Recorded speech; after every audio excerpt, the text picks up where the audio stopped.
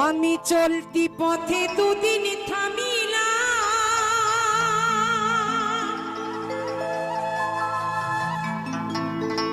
ভালোবাসার মালা খানি গলে পড়িলাম, আমি গলে পড়িলাম।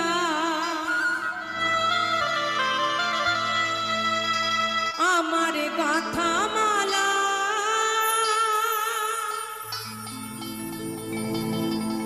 আমার গাথা মালা যায় যে ছিঁড়ে, আমি রইব না আর বেশি দিন তোদের মাঝারে। তাই না মা? আজ আছি, হয়তো কাল রব না। কারণ আমার পাগল ভবা বলেছে, সবাই কথা শুনলেও মরণ কারো কথা শোনে না। সে যখন